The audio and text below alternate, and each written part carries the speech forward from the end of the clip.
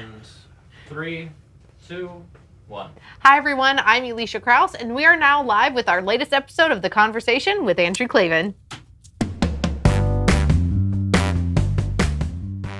I'm your host, Alicia Krause, and our very own Andrew Klavan will be taking questions live for this entire hour.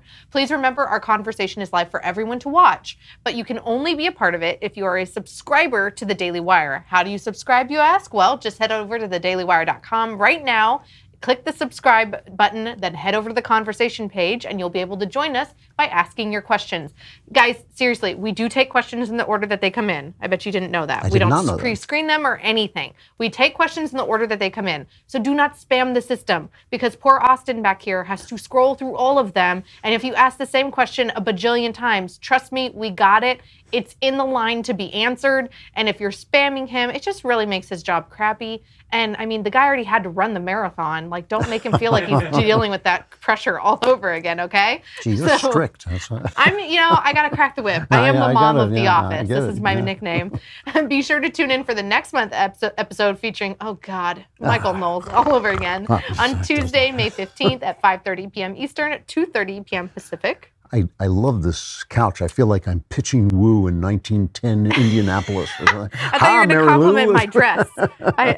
I love this couch. It's definitely more comfortable than the chairs. Yes, that's true. We are here for the whole hour, so we got to, comfort is key. This is nice, yeah. And I'm really rooting for, we have water and coffee in these mugs. Yeah. And we were saying before we started live that we should really be able to have like a 2-martini conversation. Absolutely. That would be much, much more interesting. Do you think a martini is a masculine drink or a girly drink? I like a martini myself. So okay. How do you like it?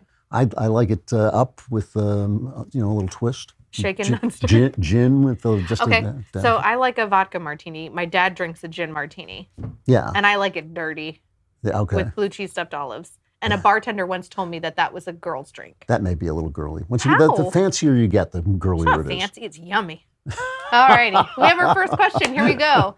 John says, what is your favorite joke? Oh, man, I have so many favorite jokes. I really do. Let's keep it, there's children watching. I will tell you my favorite joke, but I have to tell you this. I wrote an entire article about this. Oh, really? No one else finds this joke funny.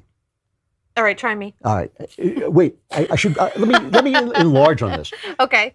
Only other writers find it funny. Oh. So I've told this joke. Other screenwriters? Fiction writers. Okay. I have told this joke for 10 years and nobody laughs. And then every now and again I'll hit somebody and he'll just explode. And it's always another fiction writer. Okay. So the joke is a man walks into a bar and he has an orange for a head. And the bartender says, what happens? And he said, well, I was walking along the beach. I kicked something in the sand. I picked it up. It was a lamp. And, I dusted it off, and a genie came out of the lamp, and he said, I'll give you 3 wishes. Mm-hmm. He said, so I thought it was a joke. So I said, I wish I had $1 million. I got home, knock at the door, a guy comes in, says, you've won the sweepstakes, here's $1 million. Mm-hmm. So now he starts to take it seriously. He says, I wish I could sleep with every playgirl of the month for the entire year. Knock on the door, opens it, all the girls come pouring in. He has a wild party for a month. Then they go away. And he says to the bartender, this is where I think I made my mistake. Mm-hmm. And the bartender says, why? What'd you do? He says, well, I wished I had an orange for a head. No fiction. Mathis is laughing. I don't get it. I know. But you're telling me it's not a blonde thing. It's just because I'm not a fiction writer? It's just, it is I heard that joke. I seriously laughed. Does the orange represent something else in fictional writing? It doesn't? Okay. I laughed for 3 days, and I have told it. And then I was so eager to tell it to people, and I would tell it to people, and they would just stare at me. And then every now and again, I tell it, and I just hear this howling laughter. And it was always, what do you do for a living? I write novels. I write screenplays. So I don't know. Those novel writers, man. I think you guys march to the beat of a different drummer a little bit? What I think it is it talks about the fact that no story can contain the irrational mind of man. Okay. That's what I think it says. I love your depth of every answer. Well, Even when you get a question. You got to say something when nobody's laughing. Exactly. Right? Jacob Hamilton says, with the upcoming generation of people going into politics, people's pasts cannot be hidden as easy as before. Besides illegal acts, what kinds of things would you deem immoral that you won't support? I'm very loose about this because I really do feel that everybody makes mistakes, and if what we're looking for is perfection, I mean, if you take a trip and you put your dog in a cage on the top of your car, and that becomes a scandal, you're not going to get anybody to run for office because that's not even a mistake, you know? And I think what has happened is that people are just sick and tired of their candidate, especially because the media is so leftist, that the candidates on the right, every little thing they do, every little thing they say, becomes an issue, where the candidates on the left, you can literally drive your girlfriend into a lake, leave her there to drown while you change your clothes, and you're still the lion of the Senate. So I think that has completely neutralized the moralizing of the press. But having said that, I think that there are actions that you can take that show a kind of depraved indifference to people's lives. You know, if you prey on the helpless sexually, you know, it's not whether you cheat on your wife, you know, because that's a consensual thing. It may mean you're not as good a person as you should be. But if you prey on people who are too young to make decisions, if you prey on people who you're so much more powerful than that they can't fight back or say no or whatever. So I think the things that indicate moral depravity, I mean, it never bothered me, for instance. I mean, it bothered me in some ways, but it never bothered me that Clinton had that affair with Monica Lewinsky. I just thought, oh, he's a sleazy guy, but that doesn't mean he's a bad president. It did bother me when Anthony Weiner was sending pictures to underage girls, because I just thought, like, you know, they can't rightfully say yes or no because they're just too young to know better. And so I think that's how you have to judge it. That said, you know, the scale has become so tilted toward the left that I do not blame right-wingers when they just say we don't care anymore because you literally let Ted Kennedy kill his girlfriend and get away with it. Why should we listen to anything you say? Interesting. So you know that statistically women are less likely to run for office even when parties on the Democrat or on the right or the left try to recruit them, because apparently our kind of risk analysis is different in that way, and we understand that we will be attacked. and men think they're invulnerable. And men think that they're invulnerable. And also, I think men are naturally more narcissistic. And they're more they're less risk averse. Women are more Michael risk averse. Knowles. Oh wait, but his conversation is next month. Today's episode of the conversation is brought to us by our very generous sponsors over at Skillshare. So I guess I should head over there if I want to become a fictional writer and get your joke. That's right. If you study fiction on Skillshare, you will come back and watch this and you will say, that is the funniest joke you've ever heard. Nah, Skillshare can't do that, but it is an online learning platform with over 18,000 classes in all kinds of things: design, business, technology, and more. You can take classes in graphic design, social media marketing, illustration, mobile photography, you name it, they've got it. So whether you're trying to deepen your professional skill set, start a side hustle, or just explore a new passion, Skillshare is there to keep you learning and thriving. Join the millions of students already learning on Skillshare today with a special offer just for our listeners. Get 2 months of Skillshare for 99 cents. That's right, Skillshare is offering Andrew Klavan listeners 2 months of unlimited access to over 18,000 classes for just 99 cents, a lousy buck. To sign up, go to Skillshare.com/Andrew. Go to Skillshare.com/Andrew to start your 2 months now. That's Skillshare.com/Andrew. Next question? Yes. Ready to roll? Yes. Joel J says, man, lots of J names today. Is it possible for conservative ideas to flourish outside of the United States? Canada is the rebel and Brexit seem to say yes, but when the U.S. tries to establish democracy in foreign dictatorships, they fail. You know, it really is interesting. I lived overseas for 7 years. England, right? Yep, I lived in England for 7 years. And you have to understand that the word conservative there and in other countries means something entirely different. Because to be conservative in America is to want to conserve a very specific thing, namely the Constitution. So conservatives in this country are the liberals. We're the ones who want people to be left alone. We're the ones who want government to be restrained. In Europe, for instance, they don't have that tradition. They have a tradition of top-down government. So conservatives are trying to preserve things that we might not even support. For instance, class or racial divides. I mean, all of that is falling away and becoming illegitimate. But when you hear people saying, overseas, when you hear them talking about conservatives, it's not the same thing. In the same way when they talk about conservative Muslims and what are they doing while they're instituting Sharia law, you know, and so you can't compare it to us. If what the question means is, can constitutional republicanism take root overseas? I strongly believe it can. I really disagreed with the conservatives like George Will, who said you can't go over and plant democracy in Iraq because they don't have the culture for it. I don't believe that. it may take a certain culture to get you to the point where you can invent the light bulb. You may need to have Shakespeare before you can invent the light bulb. I don't know, but you might. But once I've got the light bulb, anybody can use it. All you got to do is screw it in, right? So I think the same thing is true of Republican governance, that you can go over and start to use it. And even in Iraq, I think, things are going a little better now than they were. And if you look at Japan, they did adopt a more democratic form of government. So you can do that. And I don't think the failure rate is as high as you think. I think there are more democratic governments today, maybe than there have ever been. And remember, when we started, it was just us. So it definitely can spread, and it should, because it is what makes people happy. The democracy and capitalism are what make people rich and happy. All right. Yeah. Next question is from Christian Silva. Dear Klavan, with no ease. With no ease. There's no ease in Klavan. What do you think of Tucker Carlson's position on the chemical attacks in Syria? Tucker doesn't think we should do anything. He thinks we're being drawn into a foreign war where we have no business going.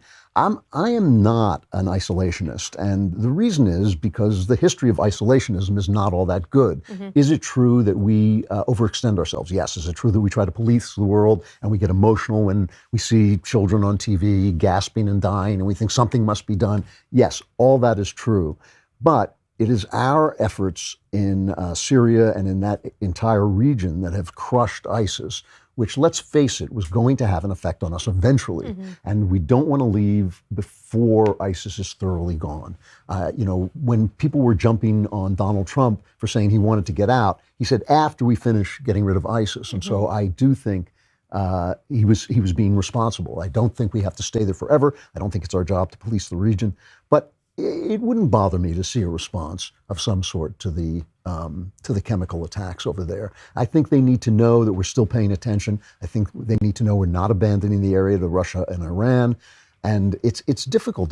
Being the big guy is difficult. We have to be involved a little bit more than I think Tucker thinks. So I'm a little bit more.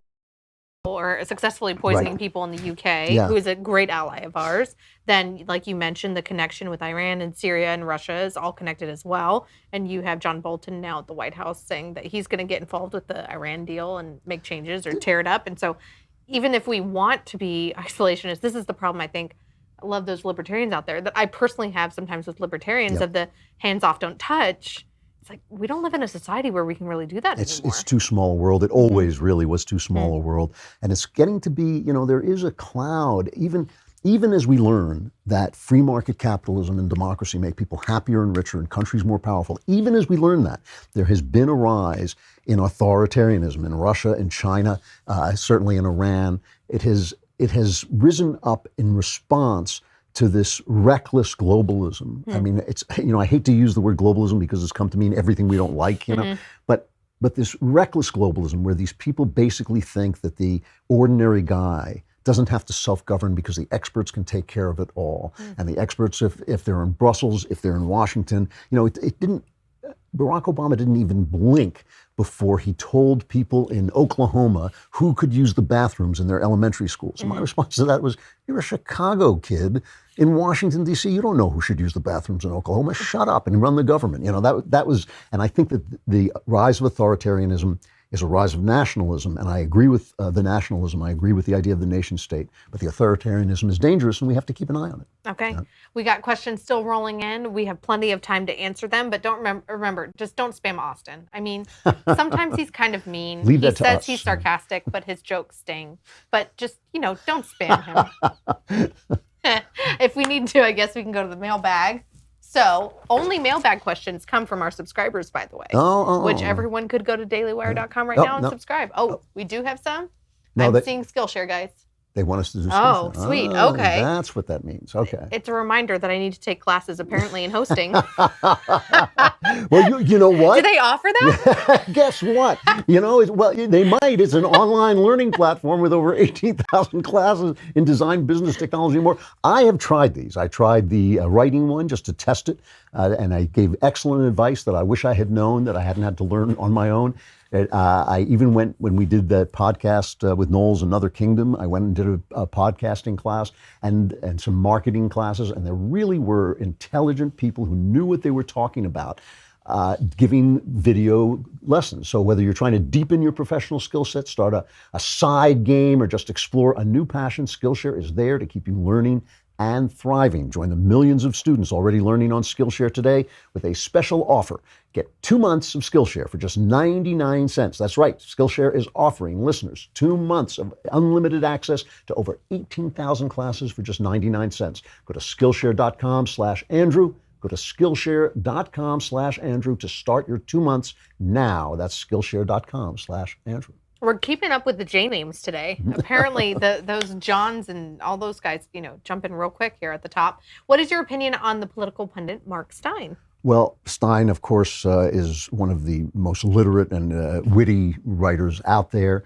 I always like to tell the story of how when I lived in England, he was a TV critic, and I was sitting reading the newspaper. They allowed him on television over there? No. He was a newspaper critic writing about crummy TV shows. So he's writing, he's writing this dopey stuff. And I remember sitting there with the newspaper and turning to my wife and saying, I don't know who this TV critic is, but he shouldn't be a TV critic. He's just too good. He's so talented. And one day I was walking in South Kensington and I saw him because I recognized him from his newspaper photo. And I was a best-selling novelist. I was kind of a big deal. And I was going to walk up to him and say, son, you should not be writing TV criticism. You are much too talented. And I didn't. And then he went on to, of course, this tremendous career.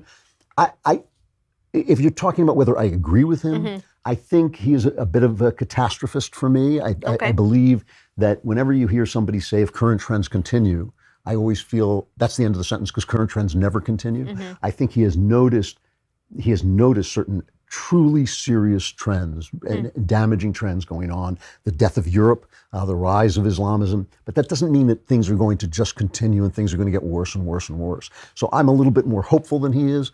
I think there are lots of surprises in the future. That's why they call it the future. We don't know what's going to happen. But there's just no getting around his terrific writing and his insightful view of Europe. And if you want to read a terrific book, you should read his book on Broadway. Because that's what he really loves and what he really knows. I think it's called Broadway Baby Say Goodnight.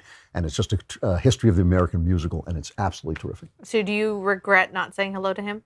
Oh, yeah, sure. I'm very shy. It's very hard for me to go up to a stranger on the street, but I should have because he was one of those people, like Ben, like Shapiro, one of those people, the minute I heard him, I thought, oh, yeah, that's a big talent. Oh, he's just sucking up to the boss now, folks. That's the only nice thing I've ever said about Ben. Yeah. Jacob Hamilton says, do you think Facebook is going to go bankrupt now? Of course, this is on the heels of Mark Zuckerberg testifying on the Hill. Yeah, and he testified on the Hill and his stock went through the roof. No, what I'm worried about with Facebook, with all these things, is that they are being taken over by the left. And we are doing nothing about it. We're sitting here and kind of blinking and watching while Twitter shadow bans us and Facebook changes its algorithm to exclude us. Google drops our pages to the bottom of their searches.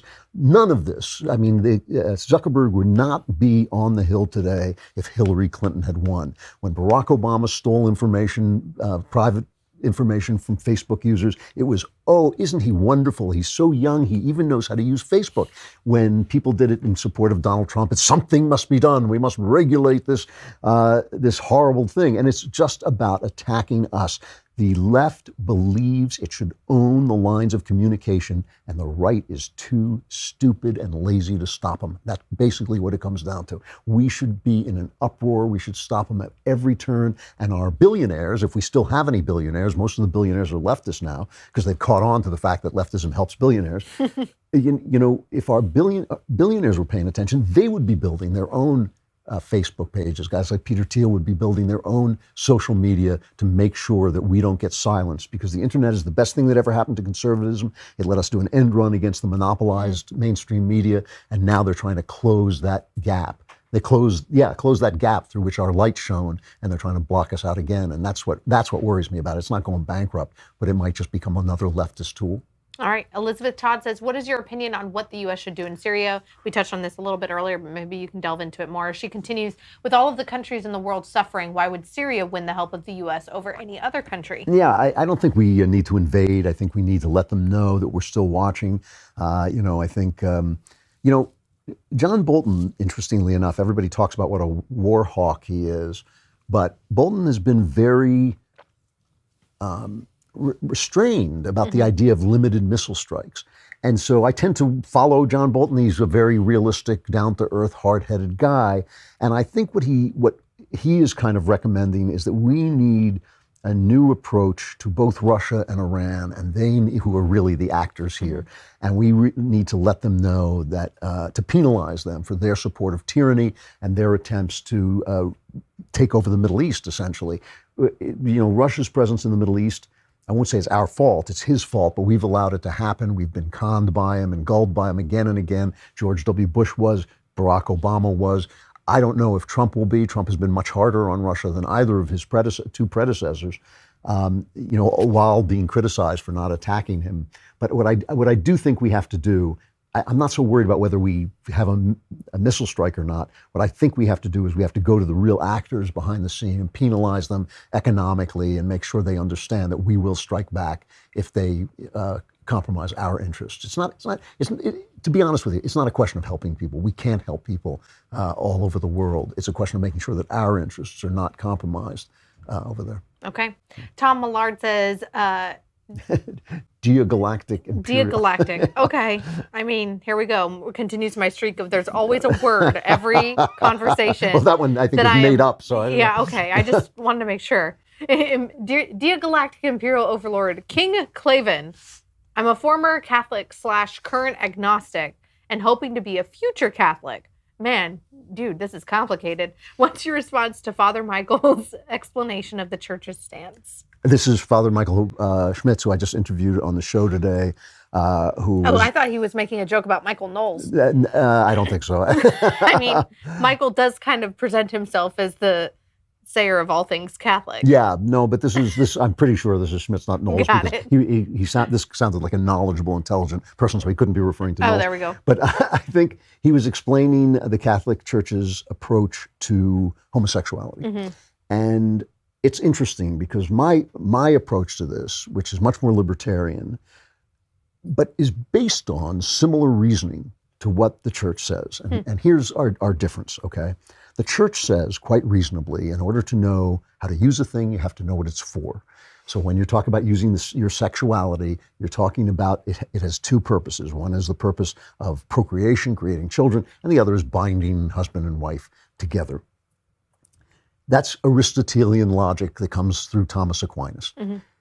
It seems to me, however, that in Aristotle there is a principle by which the things can be used for a greater good. So for instance, if I'm carrying a computer and somebody attacks me and I hit him over the head with my computer, that even in Aristotle is a fair use of your computer because it's being subsumed into the greater good of your safety. Okay, you're obviously not using it for its purpose.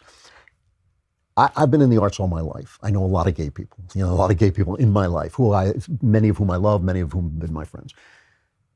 It seems to me that even though the center of human life is a man and a woman coming together to create children, that is at the very center of human life, there is room for life to exist outside of the center. And it seems that if you get rid of all the other sins that destroy people, the promiscuity, the infidelity, the hurtfulness, and use of force and betrayal, if you get rid of all of that, and you're just left with two people of the same sex who love each other for life, it seems to me that their sexual urge could be subsumed into the greater good, even though you're not using it for procreation. It can be subsumed into the greater good of your affection for one another.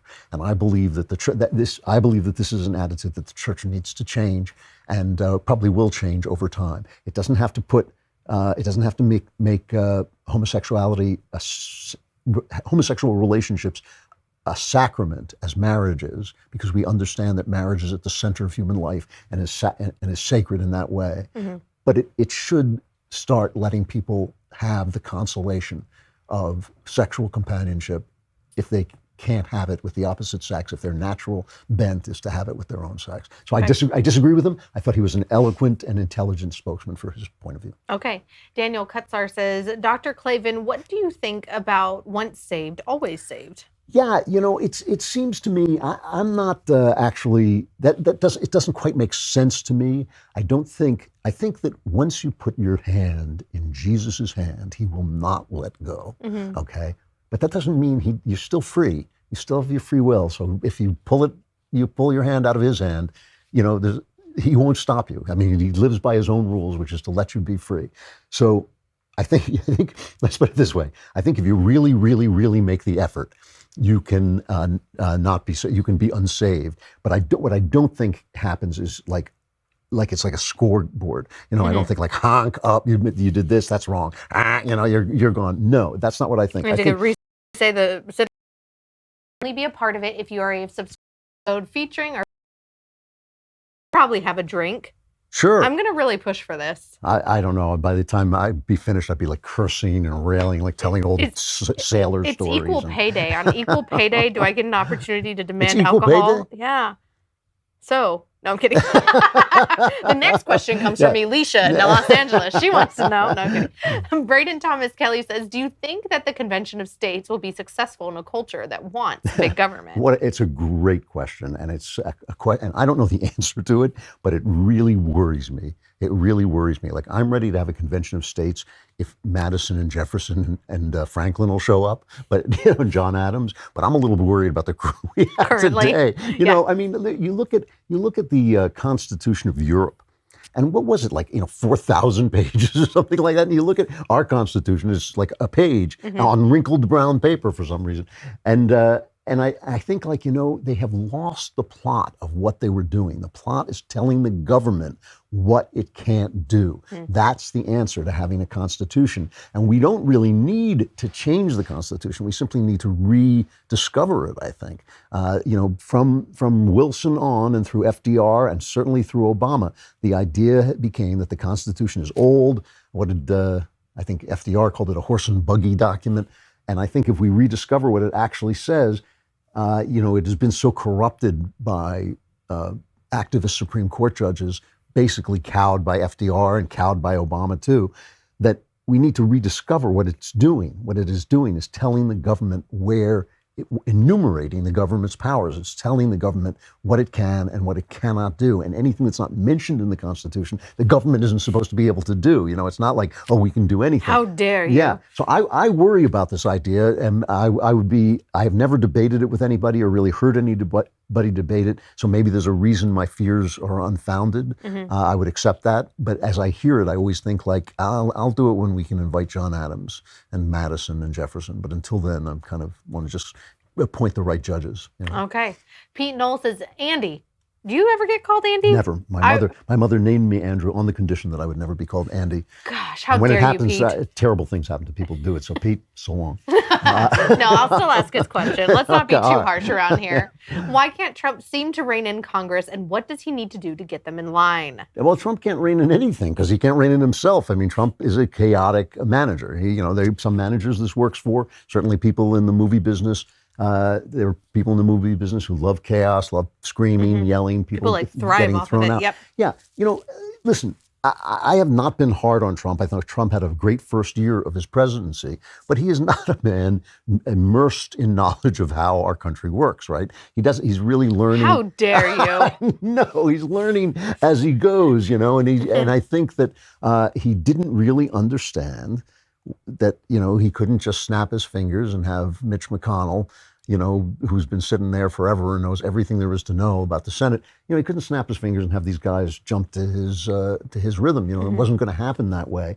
I think he has learned. He's gotten better. I like when he sits down with people, but even when he sits down with people and talks to everybody, you can see he says the first thing off the top of his head. Like agreeing with Democrats on gun control? Yeah, it's nuts. And then and then later on, when he gets back to his office and there are all these tweets coming in saying, you can't do that. He's like, oh yeah, we're not doing that anymore.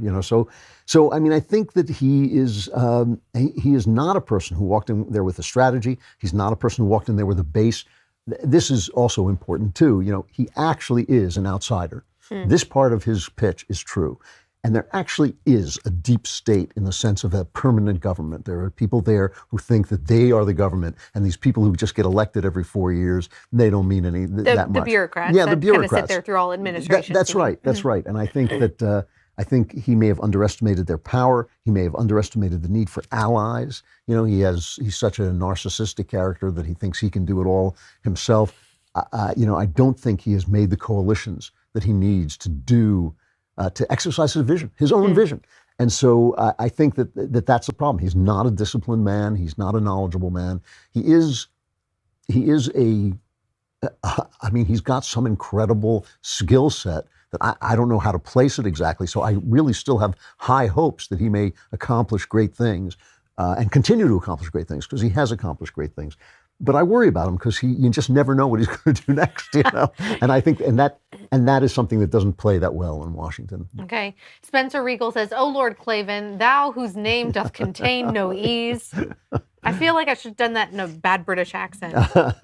Do you think it's necessary to go through hardships and trauma, such as the severe depression you had, in order to be a profound thinker and writer? Wow, that's such a good question. This is a really good one. Yeah, no.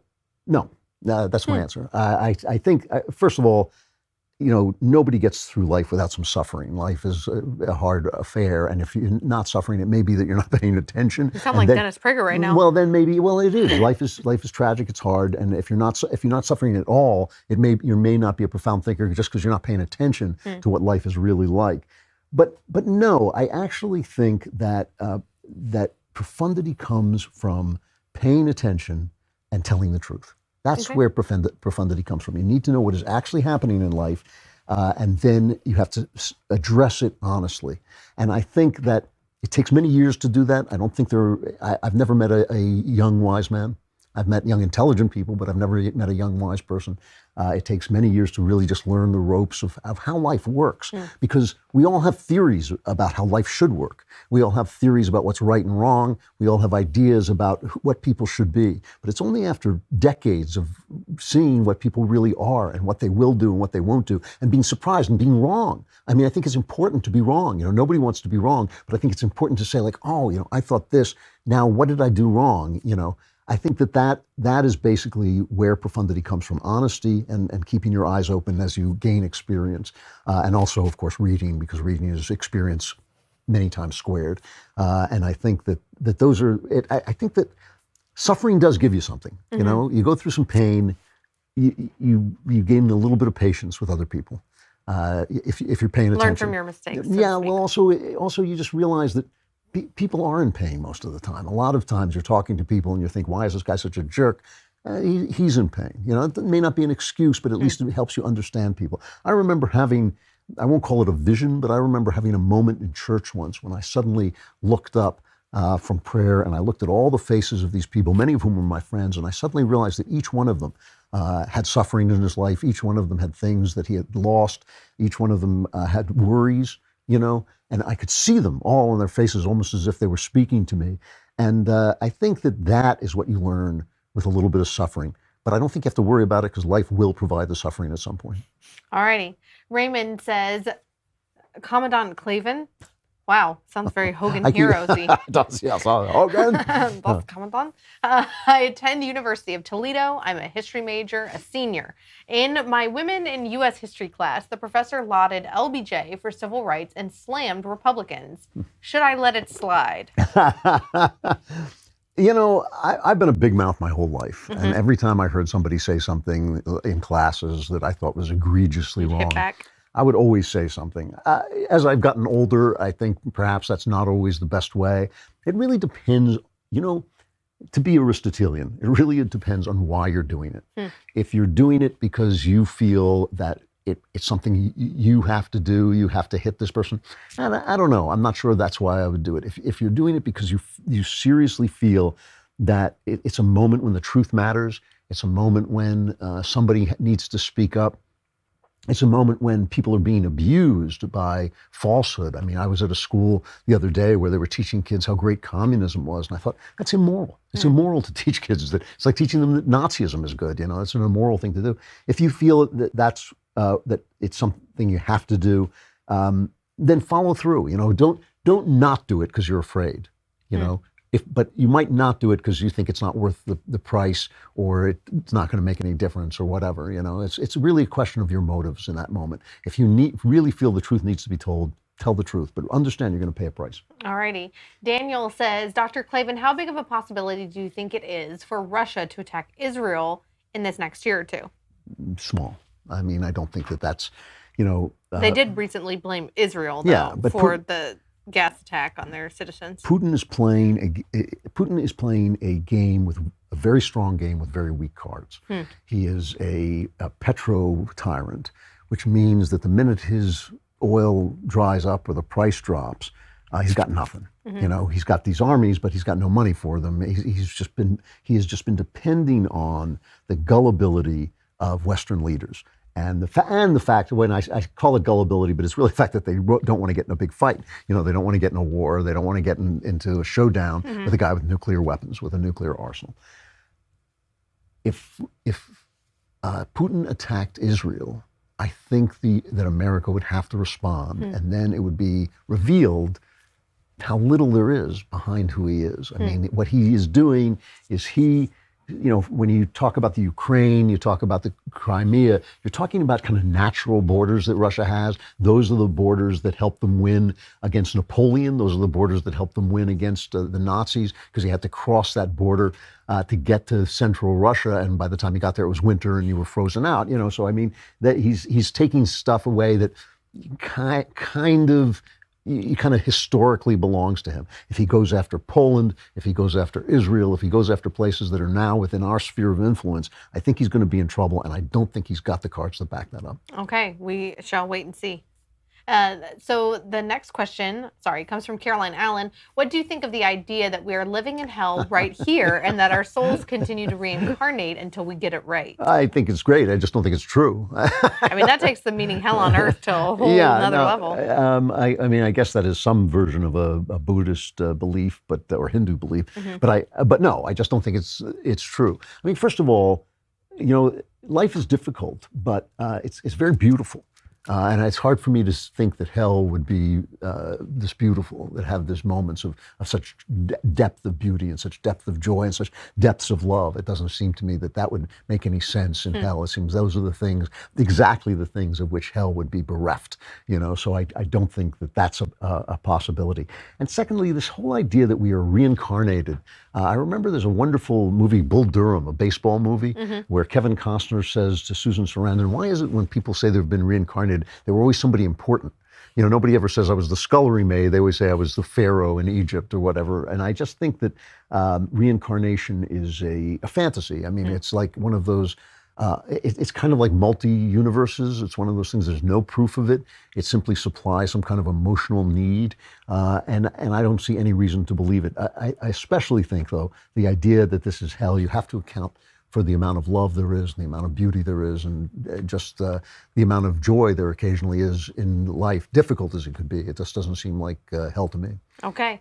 Brandon says, "Dear Supreme Leader, you often talk about how the right needs to attempt to win back the culture. What do you think the average, everyday, non-creative conservative can do to assist in the culture war?" Well, another great question. Really good questions. One of the most important battles in the culture war is the battle for language and manners. And this is a battle that's not fought in Hollywood. You brought this up before. Have I? Yes. Yes. I mean, it's not fought in newsrooms. It's fought in everyday life.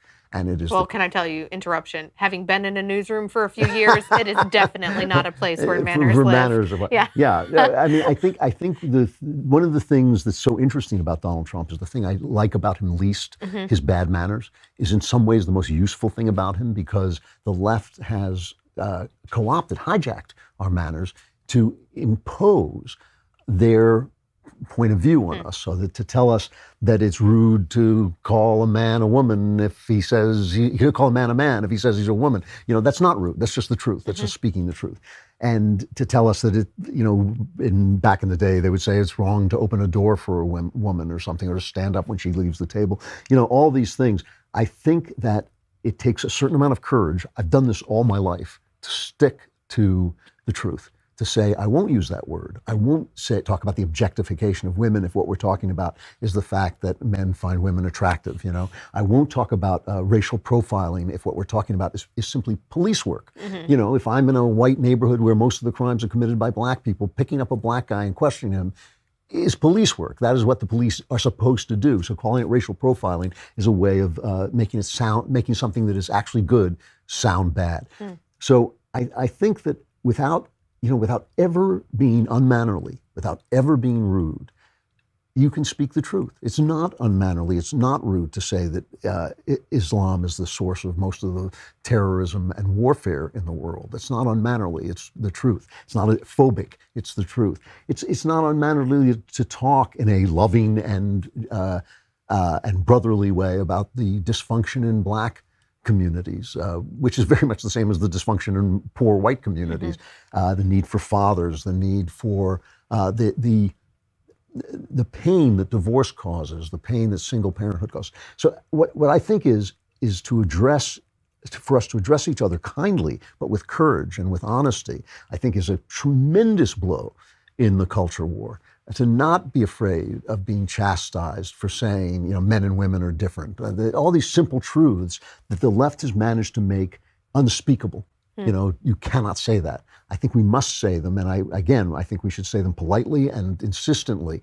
But I think that is a place where ordinary people are fighting the culture war every day. This is why, even though I think that to some degree Trump is demagoguing it, this is why I think it's important that people say Merry Christmas. It's important that we don't say, when athletes insult the flag by not standing up during the Pledge of Allegiance, during the national anthem, that we don't say, well, they have the right to do that. Of course they have the right to do it. Of course they do. They have the right to do it because they're protected by the flag that they're disrespecting in that moment, and it's not right to do it even though you have the right. So I think that these are the things that Trump has been very, very helpful about. He has been helpful about saying the things that people keep saying he shouldn't say, and I think that people on the right, when they have abandoned him because things he has said have been untoward and they've misinterpreted them as racist, which I don't think most of the things he says are. I don't think they are racist, actually. I think we shouldn't abandon him. We should stand by him. He may be a blowhard, he may be an exaggerator, but I don't think we should allow him to be crucified as racist, sexist, all the things that the left just pulls out immediately. This is something that everybody can do, and I think we should do it fearlessly. And we should take advantage of the Donald Trump moment, too, to ride that wave. Because that is possibly, in some ways, it's the most important part of the culture war, not the movies and not the news. Okay. Betsy says, why do the elites almost always lean heavy to the left? I'm familiar with the Island 120 principle, but I don't understand why otherwise smart, educated people support leftist ideas so much. Because they don't hurt them. I don't agree with this 120 thing either, by the way. The idea that the elites are in this kind of middle IQ, a little higher than normal, but not so high as to be smart. I think that, elites tend to have enough money so that high taxes don't hurt them and they assuage their conscience. They don't see a lot of the consequences of what they do. None of the homeless people who have been caused by leftist housing policies are living in their neighborhood. They simply don't see they don't see what leftism does to people, but they collect the virtue. So for instance, if you sit around and talk about, with great concern and great intensity, about the plight of the Black man in America, it doesn't cost you a damn thing. And yet everybody says, what a wonderful person you are. And you're still not going to be confronted with the crime that comes out of those neighborhoods and the pain, the suffering. The people who get shot are going to be people in those neighborhoods. The children who die are not going to be your children, and yet you get all this virtue. I think that the virtue signaling. The virtue signaling. I think leftism provides a lot of virtue, and by the way, I think that the establishment of your own virtue signaling, is one of the key motivators in life. I think, like Freud said, it was sex. I think it's virtue signaling and not wanting to be ashamed. I think those are key motivators that are not spoken about enough, and I think that that's why elites can afford the destruction that leftism wreaks, because it doesn't affect them, and they get the virtue from it. I think it really is that. And I don't think it's IQ. I think there are plenty of high IQ people who are leftists. They're just protected from what actually happens, and they can write it off. I mean, But when you talk about the word virtue, I mean, it's not the true meaning of the word virtue. Well, because they are pretending to have true virtue, but they are pretending. There you go. Elizabeth says, when you are researching a topic, how can you distinguish a reputable source from a non-reputable source? If you are Googling something, how do you know which hits you can trust and not? It has gotten so much harder. It has gotten so much harder. I mean, it used to be you could go to the New York Times and you knew you were getting a kind of leftist tilt, but you also knew they would give you the facts and then trying to twist them around to the left. That's no longer true. The New York Times is so far left that I'm not even sure I'm getting the full story from them when I look at it. So it's become much, much harder to garner the truth. That said, you can check things out. And I get things from friends where they'll send me something and say, oh, here's this proof that Barack Obama was born in Kenya. And I can disprove that in 30 seconds still, I think you have to regard the source.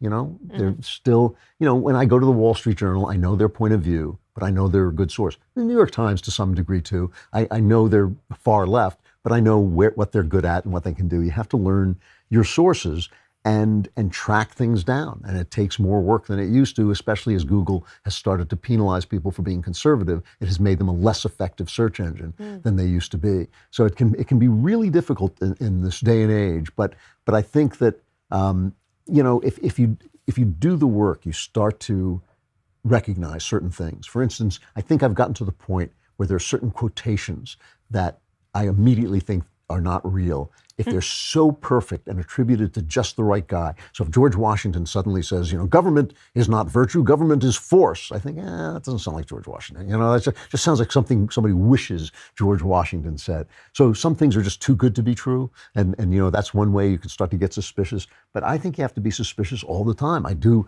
this show every day, this podcast every day, and I'm terrified of walking on spreading fake news, So I check very carefully, and it's gotten much harder than it used to be. All right. David says, hi, Mr. Klavan. I have heard that the New Testament and the story of Jesus fulfills the prophecies of the Old Testament.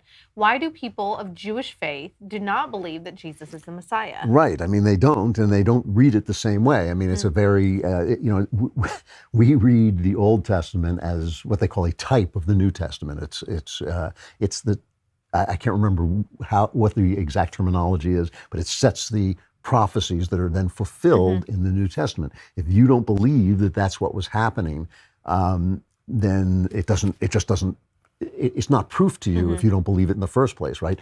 A lot of Christians don't understand that the Bible is only proof of something if you believe in it, right? And if you're not reading it in the way that Christians are reading it, then it says something entirely different. Listen, Judaism is a great and ancient faith, and they have suffered a great deal at the hands of Christians, which has been bad evangelizing. So there's no reason for them to let go of it. They simply do not believe that the Messiah has already come. They believe he is to come, and they have a different vision, I think, of who he will be.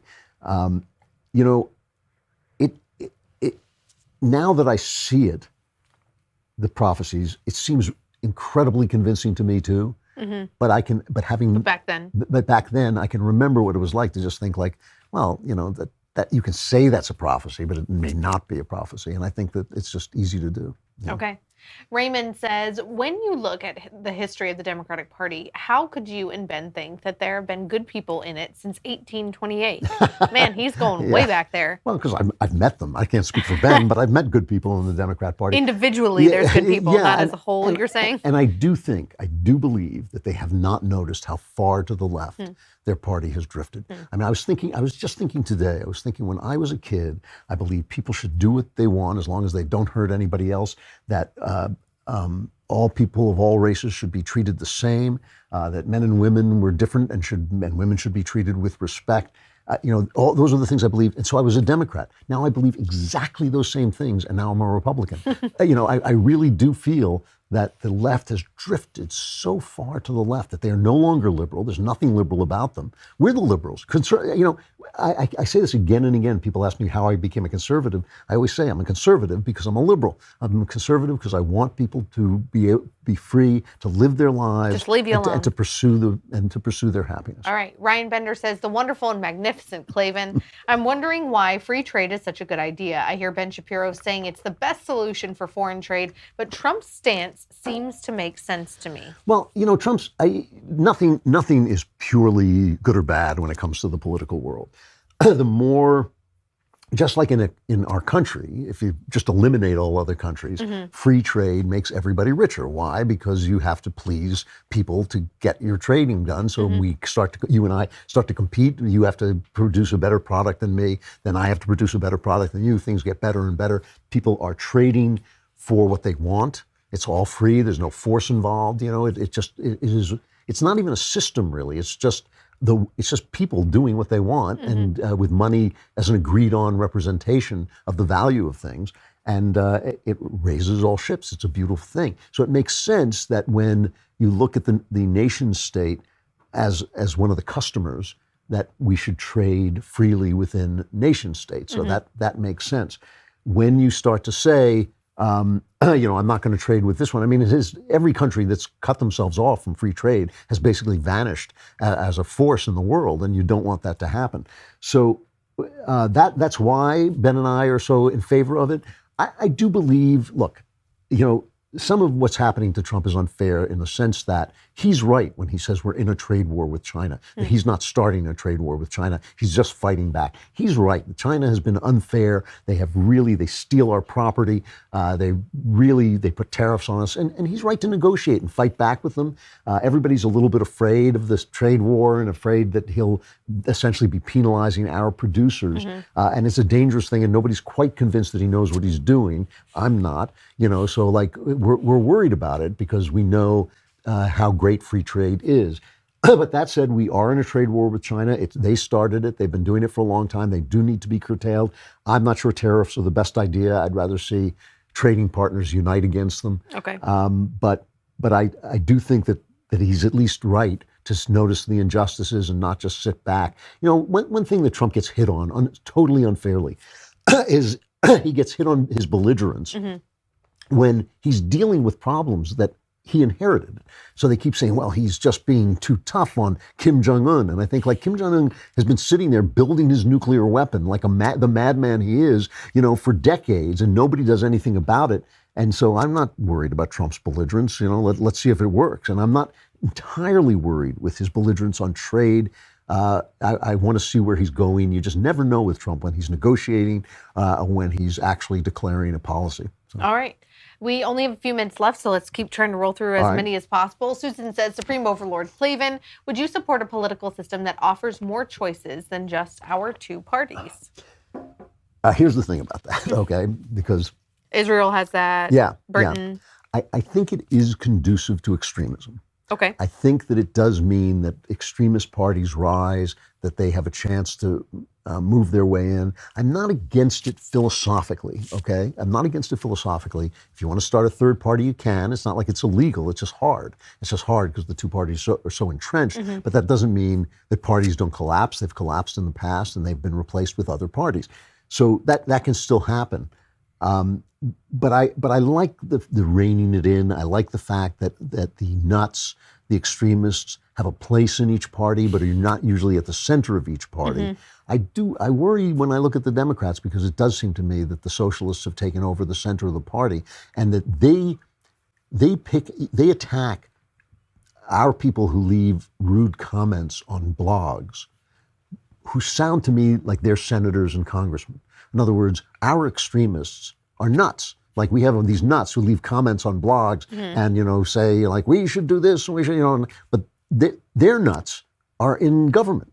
They're so far left. Bernie Sanders, Elizabeth Warren. Sanders is he's talking craziness and people are cheering him, but he's talking absolute insanity. So anyway, philosophically, I'm not against having more parties. In terms of just my experiential observations of it, it does encourage extremism and it does divide, powerful forces so that sometimes the good guys get squeezed out. And I think that's a danger, Okay. Rosemary says, if you could pick two philosophers to talk and drink with, who would they be? Oh my gosh, definitely Plato and Aristotle, I think, I should have guessed that because those were the two I was going to guess for you. Yeah, I'm thinking. Is there a prize for me somewhere? I was thinking about Aquinas and Kant, both of whom I've really enjoyed. There are actually a lot of philosophers I like, but Plato and Aristotle said everything. It's like everybody else is just a kind of Everybody else just kind of like, they're just riffing on them. And so I'd like to get together and talk about forms and how they disagreed on that. And what drink would you choose to have with them? Not hemlock. That would be the. I'd say hold the hemlock. I would have a good whiskey, a good single malt. Okay. Yeah. All right. Tyler Oakland says, the man whose voice would soothe anyone to sleep. I'm not sure if that's a compliment or an I know. insult. I was like, is that why I'm tired right now? No. Andrew, you talk about in your book about the great good thing on how you had piles of books in the corner. How were you able to retain all of that information? Oh, I couldn't. I don't have a very good memory, but I kind of absorbed it, and so I knew where to find it, and I knew how to go back to it, and I would be able to say, here's something that I remember reading. Where was it? I'll tell you a funny story. Recently, I read a book I love called After Virtue, and I read it about 10 years ago, and I could not remember a word of it. And I remember loving it, but I couldn't remember a single word. And my son picked it up. He was visiting, and he picked it up, and he started to read it. And he said it was filled with notations. I almost never write in books, but I was so excited I was writing inside the book. And he got through it, and he said, you can't remember it because you just absorbed it. It became your philosophy. And so about a month ago, I went back and reread it, and I got a paragraph into it and remembered the whole thing. And in fact, I had just absorbed it. So I didn't worry too much about remembering things. I haven't got a computerized perfect memory. I wish I did, but I just don't. But I think it's a little bit more conducive to what I am, which is an artist, a writer of novels, to get impressions of things and then be able to return them in my own original way. And I think that's the way it worked out for me. All right, last question. All right. I can't believe we made it. We finally made it. Yeah. Jacob says, I come from a Jewish background, but I was baptized this Easter. How do I reconcile this with my Jewish family? My father did not smile throughout the entire service and left early. Please help. Oh, it's so tough. It's so tough. I mean, you do have to remember and respect the fact that Jews came to think of Christians as the enemy, especially Jews from Europe. Like they haven't really even figured out yet that American evangelicals, I remember American evangelicals saying to me, like, why are Jews angry at us? We all have the same God and we love them, And they think back to Europe when, the Crusaders would stop off on their way to killing Muslims. They would stop off and kill the Jews in their own country, saying, how can we go overseas and kill the infidel before we've killed the infidel at home? And I think that there's a memory of that in the blood. And, people's heritages are very important to them. So I think you need to explain, if you can, to your father. I mean, my experience was, of course, that just as I was about to tell my father, he fell into his final illness and died. So I never told him because it would have broken his heart, in the last 6 months of his life. So I was kind of got out of the confrontation. But I think if you can go to him and make him understand that this is not a rejection of his faith, it is the full expression of your faith, full expression of how you think God is, of who you think God is, that you're not condemning Judaism, that you're not partaking of any anti-Semitism, that you will continue to reject anti-Semitism, but you must worship God as you have found him. Maybe he'll understand and maybe not. Maybe that, Jesus pointed out that he was going to divide us in many ways, and you may find yourself divided from your Father in this way. And Christ talked about it in the Gospels. He said this is going to happen. But hopefully if you explain it right and make him understand that you're not rejecting him, you're not rejecting your heritage, you're simply worshiping God as you find him, maybe he'll understand. I have to say, I'm surprised, and it's a huge deal that he agreed to attend the service. Yeah, no, I think that's a huge step. That actually shows that he might be open to it. He might actually be open to reconciliation. He might just be, his own imagination might be going around and thinking things that aren't true, and you might be able to explain that to him. All right. Good luck, Jacob, and thank you so much for being here. It was a pleasure. We'll be here in another couple of months, but next month I will be sitting down with our very own Michael Knowles on Tuesday, May 15th at 5:30 p.m. Eastern, 2:30 p.m. Pacific. I thank God that it is not the month of Valentine's Day, so I will not have to see him pantsless again. that thing that will live in infamy. I hope he never runs for office. I don't know. It could be like the Andrew Breitbart motto, though. Just put it all out there. Put it all out there. Like, I did this, and then he'll win like Donald Trump. Dear Lord, help us all. President Knowles? No, not okay. This has been fun. It flew by. Thank you for being here today. Thank you all for watching and participating. This episode of The Conversation with Andrew Klavan, I'm Elisha Krause, and we'll see you next month.